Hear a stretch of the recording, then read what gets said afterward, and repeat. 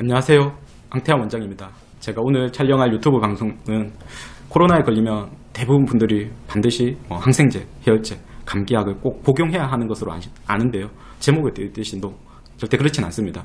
이미 이와 관련된 의학 뉴스도 이렇게 인터넷상에 있거든요. 네, 지금 거기 표지 사진 캡처한 부분도 소아 코로나 환자의 일률적 항생제 처방은 도움이 안 된다는 의사신문 기사를 제가 캡처를 한 겁니다. 어쨌든 저 기사를 중심으로 오늘 방송을 얘기를 할 거고요.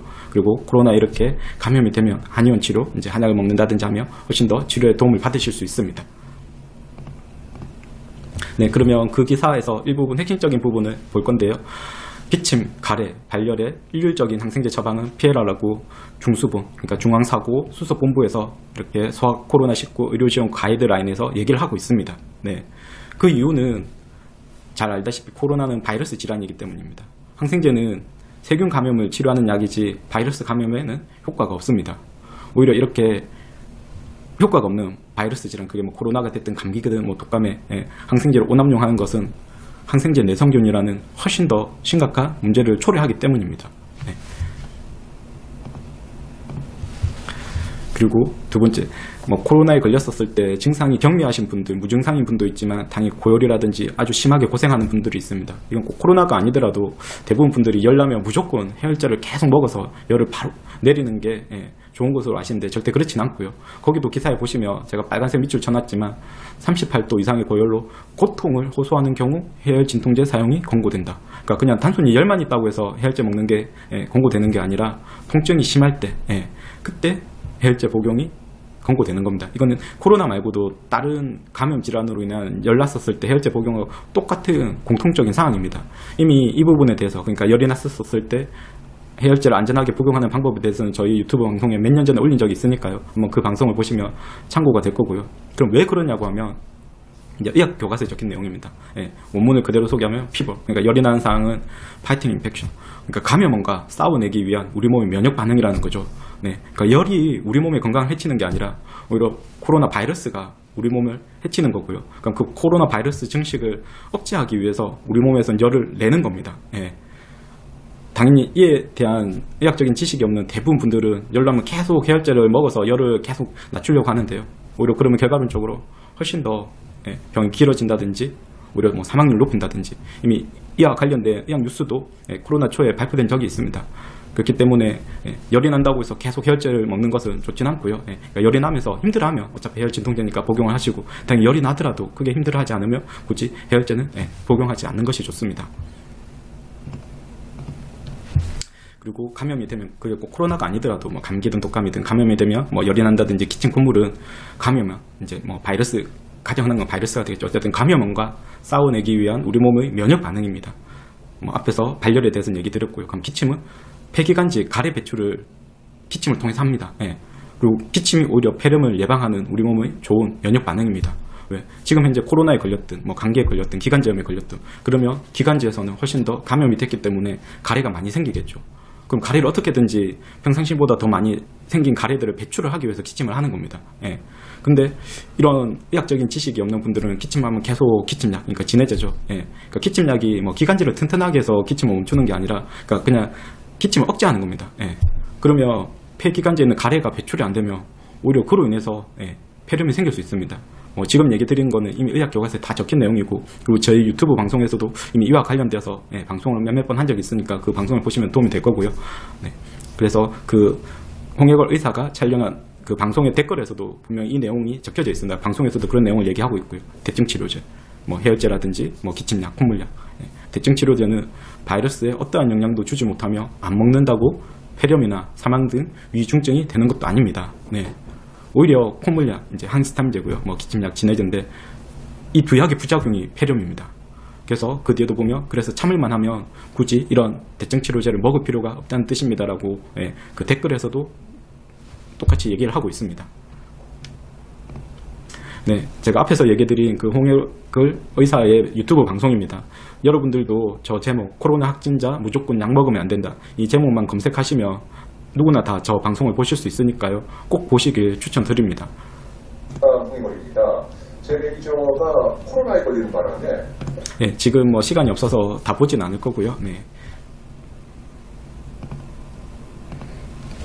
네, 그리고 오늘 얘기한 그 의학 뉴스입니다. 네. 네, 마찬가지. 이 뉴스도 뉴스 제목만 포털 사이트에서 검색하시면 소아 코로나 환자의 일률적 항생제 처방 도움한테 이 기사 제목만 검색하시면 누구나 다 보실 수 있습니다. 이미 핵심 부분은 앞에서 다 봤기 때문에 지금은 뭐 다시 보진 않을 거고요. 관심 있으신 분은 이 기사도 한번 찾아보시길 권해드립니다. 네, 그리고 오히려 지금 코로나보다 항생제 내성균, 이제 슈퍼박테리아라고도 하는데요. 이 문제가 훨씬 더 심각합니다. 이건 이미 CDC라든지 WHO에서도 코로나가 발생한 이후로도 계속 경고하고 있고요. 코로나 발생 이전부터도 계속 경고했던 내용입니다. 네, 그래서 마찬가지 이 뉴스도 꼭 저 뉴스 말고도 항생제 내성균, 뭐 슈퍼박테리아라고 검색하시면 정말 그와 관련된 여러 뉴스들을 보실 수 있으니까 관심 있으시면 한번 이 뉴스도 검색하셔서 보시길 추천드립니다. 네, 그러면 이제 코로나 확진이 되어서 저희 한의원 이렇게 한약 치료를 하면서 건강하게 낳은 아이가 있었었는데요. 이제 비대면 진료, 이제 저분과는 이제 카톡으로 그 치료한 내용 그리고 경과도 이렇게 확인을 했었습니다. 이제 저분이 원래는 이제 밀양에서 아이들 비염 때문에 저희 이제 울산 지역까지 내원해서 치료를 하는 환자였었습니다. 근데 이제 아이가 3월 27일 날 일요일 날 새벽부터 열이 난다고 하면서 저한테 오전에 이제 카톡을 보냈었었고요. 그래서 이제 아이가 열이 새벽부터 40도 가까이 났었었고, 그러니까 이제 어머님께서 이제 해열제를 먹였는데 먹이자마자 토를 해서 더 이상 일단 먹이진 않고 관찰을 한 상황이었고요. 그리고 이제 저희 한의원에 이렇게 열이 난다든지 그럴 때 먹을 수 있는 한연 상비용약을 좀 어떻게 먹이면 되는지 저한테 문의 카톡을 보내셨습니다. 이제 증상은 열나고 두통이었었고요. 그래서 이제 제가 그 카톡으로 어떤 약을 먹이라고 얘기 드린 상황이었습니다. 그리고 이제 저 때는 열이 난 지 얼마 안 됐기 때문에 이제 신속 항원 검사, 그러니까 집에 있는 자가 검사를 했었었는데요. 그때는 음성이 나왔었고요. 근데 이제 이거는 코로나 말고 독감도 마찬가지입니다. 열난 직후에는 그 검사를 하면 유의성이 떨어집니다. 그래서 일단은 열이 난 직후보다는 적어도 한 12시간 정도 지났었을 때 12시간이든 하루든 어쨌든 열이 난 시간으로부터 지나면 지날수록 직후보다는 최소 12시간에서 뭐 하루 정도 검사의 정확도가 높다고 보시면 됩니다. 그래서 제가 어머님한테도 지금 저기는 그 내용이 없는데요. 카톡으로 열난 직후에 한 검사는 유의성이 떨어지니까 한 12시간 정도 지나서 다시 검사를 해보라고 했더니 이제 아니나 다를까 이제 그때는 양성이 나왔다고 얘기한 내용이었습니다. 그리고 이제 그 뒷날 이제 제가 다시 어머님한테 이제 아이 재원 증상 컨디션 어떻는지 이제 물어보는 카톡을 보냈었고요. 그러니까 이제 어머님이 어쨌든 전날보다는 훨씬 더 이제 아직까지 열은 한 38도 정도 있지만 그래도 편해졌고 그러면서 이제 조금 이제 기침 가래가 시작되었다고 저한테 그럼 이제 또 어떤 약을 먹어야 되는지 이제 물 주셨었고 제가 또 이제 이런 저희 한의원 약을 먹이라고 또 답을 드렸습니다. 이제 저 아이는 형제인데요. 그러니까 먼저 일요일날 새벽에 열이 났던 건 동생이었었고, 그러니까 화요일날 다시 어머님이 저한테 카톡을 주셨습니다. 그러니까 이제 그 동생은 열이 그 아래에 있는 문장에도 보면 열이 내렸는데 물론 이제 아직까지 목소리는 안 좋다고 했었고요. 이제 형이 동생한테 코로나가 옮으면서 아침부터 열이 난다고 어떻게 해야 되는지 똑같이 이제 문의를 주셨습니다. 그래서 제가 똑같이 형도 동생처럼 그 증상에 맞는 이제 한약을 복용하면 된다고 이렇게 답을 드렸었고요. 그리고 이제 저희 한의원이 이제 수요일날 휴진이라서 목요일날 제가 이제 출근해서 이제 그 아이들 경과가 어땠는지 이제 확인하는 이제 카톡을 보냈었었고요. 그러니까 어머니께서 이제 동생한테 얼마서 열이 났던 형도 열이 다 내렸고 이제 둘 다 형제 모두 컨디션 좋다고 저에게 답을 주셨습니다. 그러니까 저는 꼭 이 아이들 말고도 다른 환자들, 뭐 코로나 확진자들, 이제 재택 치료자들을 한의원에서 비대면 진료로 치료하고 있고요. 뭐 마찬가지 제 지인들도 마찬가지입니다. 그래서 어쨌든 무조건 코로나에 걸리면 아니 코로나가 아닌 다른 뭐 감기든 독감이더라도 뭐 고열만 나면 무조건 해열제 먹고 항생 그건 절대 그렇진 않습니다. 그러면 오늘 방송을 정리를 하도록 하겠습니다. 코로나 확진만 되면 뭐 항생제, 해열제, 감기약 무조건 먹어야지 낫는 것은 아닌데 절대 그렇진 않고요. 감염, 꼭 그게 코로나 아니더라도 뭐 감기든 독감이든 감염이 되었을 때 그러니까 증상들, 그게 열이 난다든지 기침, 콧물은 우리 몸의 면역 반응입니다. 그래서 오히려 대증 치료에 남용.